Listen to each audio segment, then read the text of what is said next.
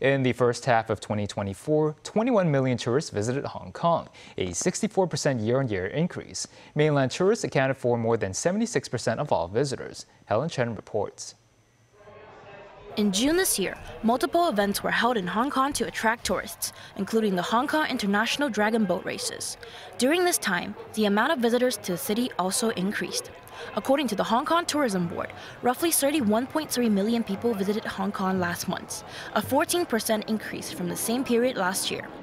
21 million people visited Hong Kong in the first half of this year, with a daily average of 116,000.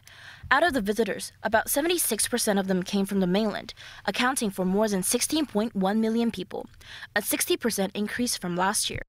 Non-mainland visitors from places such as Europe, the US, and Macau increased by 80%, with the amount of short-haul visitors doubling. The amount of new market visitors increased by 1.5 times.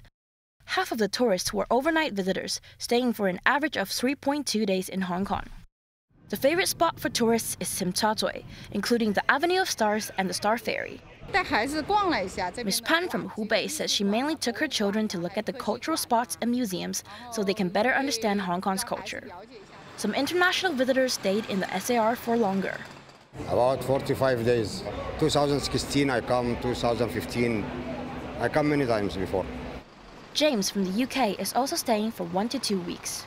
For me, there's more I would say more Western influences in Hong Kong. Music, fashion, those seem like things that Hong Kong does well, especially fashion, food, all those things.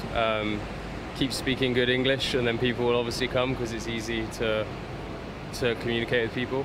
Timothy Tsui, the executive director of the Hong Kong Tourism Association, said tour group numbers have not reached pre-pandemic levels. He suggested authorities could provide incentives such as overnight rewards to encourage tour groups to stay in Hong Kong overnight.